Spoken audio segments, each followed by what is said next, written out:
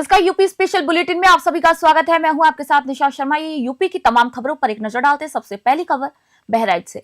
बहराइच में प्रमुख सचिव खाद्य एवं रसद और उपभोक्ता मामले रणवीर प्रसाद ने जिलाधिकारी अक्षय त्रिपाठी और मुख्य विकास अधिकारी मुकेश चंद्र के साथ महर्षि बालार्क चिकित्सालय का यहाँ पर निरीक्षण किया। उन्होंने कार्यदायी संस्थानों CNDS और UPRNN द्वारा निर्माणाधीन 50 bedded critical care unit, 60 bedded ortho ward और नर्सिंग हॉस्टल के निर्माण कार्यों की यहाँ पर प्रगति देखी और समय पर गुणवत्ता के साथ पूर्ण करने के यहाँ पर आदेश दिए गए। इसके बाद उन्होंने इमरजेंसी OPD, ICU और आइसोलेशन वार्ड का भी निरीक्षण कर साफ सफाई और मरीजों को दी जाने वाली सुविधाओं का जायजा लिया। प्रमुख सचिव ने मेडिकल कॉलेज के अधिकारियों को बेहतर सेवाएं सुनिश्चित करने हेतु मास्टर प्लान तैयार करने का भी यहाँ पर निर्देश दिया। बहराइच से राहुल वर्मा की रिपोर्ट आपको दे रहे हैं। कॉलेज में DM साहब के साथ प्रिंसिपल साहब हैं, सुपरिटेंडेंट साहब हैं, सबके साथ हम लोगों ने पूरे मेडिकल कॉलेज और हॉस्पिटल का निरीक्षण किया है। तो इसमें भविष्य के लिए एक आदर्श मेडिकल कॉलेज बने, क्या क्या सुविधाएं होनी चाहिए उस पर चर्चा हुई। जो निर्माणाधीन परियोजनाएँ हैं उनका निरीक्षण किया गया और इस बात पर हम लोगों ने विचार किया है कि इसका ऐसा मास्टर प्लान बने जिसको भविष्य में क्रियान्वित करने पर ये एक आदर्श मेडिकल कॉलेज बन जाए, इस पर चर्चा हुई। बहराइच थाना बौंडी क्षेत्र के अंबा और मनेरी गांव में बुधवार रात अज्ञात चोरों ने 3 भैंस चोरी कर इलाके में हड़कंप मचा दिया। अंबा गांव निवासी सोहराब की 2 भैंसें चोरी हो गई। वहीं मनेरी गांव निवासी पिंटू गुप्ता की भी भैंस यहां पर चोरी हो गई। लगातार चोरी की घटनाओं से ग्रामीणों में भय और आक्रोश दोनों फैल गए हैं। पीड़ितों ने थाने पहुंचकर थाना अध्यक्ष त्रिलोकीनाथ मौर्य को प्रार्थना पत्र सौंपे और कार्रवाई की यहाँ पर मांग की। पुलिस ने अज्ञात चोरों के खिलाफ मुकदमा दर्ज कर जांच शुरू कर दी और आरोपियों की जल्द गिरफ्तारी का यहाँ पर दावा किया गया। बहराइच से राहुल वर्मा की रिपोर्ट आपको बता रहे हैं। मेरी भैंस बीती रात कल चोरी हो गई है। बहुत ढूंढे हैं, नहीं मिली है। थाने में एप्लीकेशन दिए हैं। गांव का क्या नाम है? घोनिया मनेरी। तसव्वुर नाम है मेरा और मेरे पिता का नाम सोहराब है। और मेरी बीती रात में मेरी भैंस 2 चोरों ने खोल लिया है। करीब 1.5 लाख की भैंस थी। रात भर मैंने ढूंढा है, कहीं पता नहीं लगा है। फिर एप्लीकेशन दिया है थाने में, अभी तक कोई जानकारी नहीं मिली है।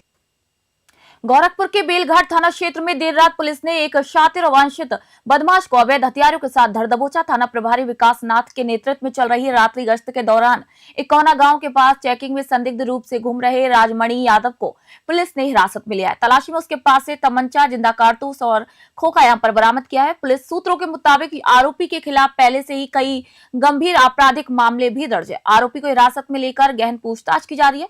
पुलिस ने साफ संदेश दिया है कि बेलघाट में अपराधियों के लिए कोई जगह नहीं है और अभियान इस तरीके से लगातार जारी रहेगा। गोरखपुर से आशुतोष मिश्रा की रिपोर्ट आपको बता रहे हैं। बांदा के कोतवाली नगर थाना क्षेत्र में पुलिस और SOG की संयुक्त टीम ने चोरी की घटनाओं में संलिप्त अंतर जनपदीय और चोर गिरोह के 4 अभियुक्तों को यहां पर गिरफ्तार किया। गिरफ्तार अभियुक्तों के कब्जे से 3,550 नगद, 1,96,100 रुपए मूल्य के इनामी कूपन, एक अवैध तमंचा और चोरी में प्रयुक्त अपाचे मोटरसाइकिल यहां पर बरामद की है। पुलिस के मुताबिक अभियुक्तों ने 3-4 जनवरी 2026 की रात नजर बाग स्थित जनरल स्टोर यानी कि पान मसाले की दुकान का शटर तोड़कर उसमें चोरी की। पुलिस ने सभी अभियुक्तों के खिलाफ यहां पर विधिक कार्रवाई शुरू कर दी है। सहायक पुलिस अधीक्षक ने कहा है कि इस कार्रवाई से इलाके में सुरक्षा और विश्वास बढ़ेगा। बांदा से पंकज की आपको रिपोर्ट दे रहे हैं। 3/4 की रात में कुछ अभियुक्तों ने एक दुकान का शटर तोड़कर कुछ चोरी कर ली थी।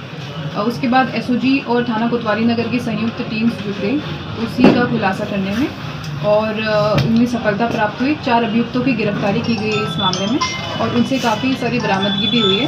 लगभग 3550 रुपये नकद उनसे बरामद हुए हैं।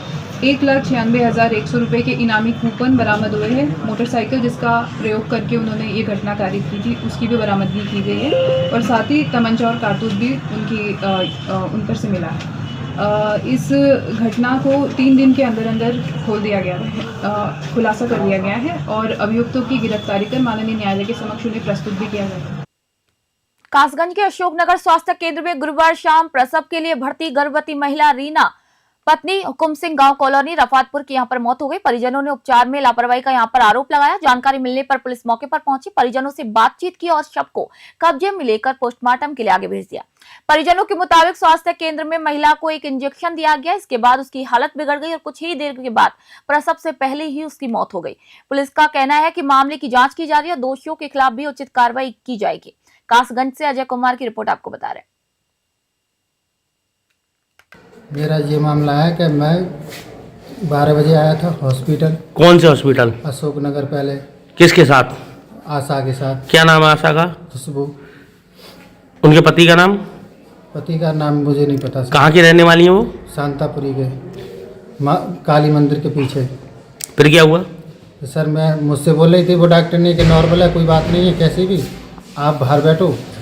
आशा गई थी भीतर और उसके बाद में फिर मुझे बताया था थोड़ी देर में कि 4 बजे करीब कि आपका वहाँ मामे वाले हॉस्पिटल में हम एडमिट कराते हैं, यहाँ सुविधा कम है, इस वजह से फिर हम जब आप मामू जिला अस्पताल में ले गए फिर क्या हुआ? हैं फिर क्या हुआ? फिर मामे हॉस्पिटल आए थे, फिर हमारी पत्नी की कोई बात नहीं मालूम पड़ी सर। सीतापुर यूपी में नगर पालिका परिषद द्वारा जारी नोटिसों से क्षेत्र में हड़कंप मच गया। पालिका अधिनियम 1916 की धारा 60 के तहत टाउन हॉल पर किए गए अवैध कब्जों को हटाने के लिए संबंधित लोगों को यहां पर नोटिस जारी किया गया है। आपको बता दें कि टाउन हॉल परिसर में समाजवादी पार्टी का कार्यालय भी अवैध कब्जे में था। प्रशासन ने नोटिस के माध्यम से 15 दिन का समय दिया और समय समाप्त होने पर कठोर कार्रवाई का यहां पर स्पष्ट संकेत दिया। अधिशासी अधिकारी वैभव त्रिपाठी ने कहा है कि पालिका की भूमि को अतिक्रमण मुक्त कराना प्रशासन की प्राथमिकता है और किसी को भी नियम से ऊपर नहीं रखा जाएगा। सीतापुर से विशेष अवस्थी की रिपोर्ट आपको दे रहे हैं। जी, नगर पालिका अधिनियम 1916 की धारा 60 और 211 के अंतर्गत ये नोटिस की और कार्रवाई की गई है। इसमें बताना चाहूँगा कि टाउन हॉल में जो समाजवादी पार्टी कार्यालय है और साथ में जो अन्य वहाँ पे है उनके संबंध में कार्रवाई है। समाजवादी पार्टी कार्यालय का जो है 50/60 का एक एरिया था जो 2005 में ही जिसको निरस्त किया जा चुका है। तो उस आवंटन को निरस्त होने के उपरांत जो है खाली करने का बीच में कार्रवाई की जा गई थी, लेकिन वो खाली नहीं हो पाया था। तत्क्रम में जो है इसमें वर्तमान प्रशासन के सहयोग से 15 दिन की नोटिस तामीला की गई है, जिसके क्रम में 15 दिन के भीतर में उन्हें वहाँ से कब्जा खाली करना होगा। अगर 15 दिन में खाली नहीं करते हैं तो आगे क्या रहेगा? देखिए, 15 दिन में यदि खाली नहीं करते हैं तो उसमें जो विधिक कार्रवाई है नियमानुसार वो अडॉप्ट की जाएगी और जो है खाली कराने की विधिक कार्रवाई की जाएगी। हमीरपुर जिले में शासन के सख्त निर्देशों के बाद ओवरलोडिंग के खिलाफ जिला प्रशासन लगातार कार्रवाई कर रहा है। आरटीओ और खनिज विभाग की संयुक्त टीम ने बीती रात सुमेरपुर बांकी रोड पर अभियान चलाकर 9 ओवरलोड ट्रकों को पकड़कर सीज कर दिया। प्रतिदिन हाईवे पर ओवरलोड वाहनों के विरुद्ध कार्रवाई की जा रही है, जिससे कि ट्रक ऑपरेटरों में हड़कंप मचा हुआ है। प्रशासन ने पहले भी ओवरलोड ट्रकों को अवैध रूप से पास कराने वालों के खिलाफ कार्रवाई करते हुए कई लोगों को गिरफ्तार किया था। वहीं जिला प्रशासन की टीम में दिन रात हाईवे पर निगरानी रखकर ओवरलोडिंग पर पूरी सख्ती से रोक लगाने में जुटी हुई है। हमीरपुर से महेंद्र चौबे की रिपोर्ट आपको बता रहे हैं। आज हम लोग सुमेरपुर से जो बाकी मार्ग है, बाकी ललपुरा मार्ग, उस मार्ग पर हम लोगों ने पहले 2 गाड़ियां जाती हुई दिखाई दी और आगे जाने पे पता चला कि 7 गाड़ियां और खड़ी हैं, छुपाकर खड़ी की गई थी। तो माइंस इंस्पेक्टर उमाकांत और मेरे द्वारा ये गाड़ियां पकड़ी गई और इसको हम लोगों ने अभी सुमेरपुर फैक्ट्री एरिया में सीज किया है।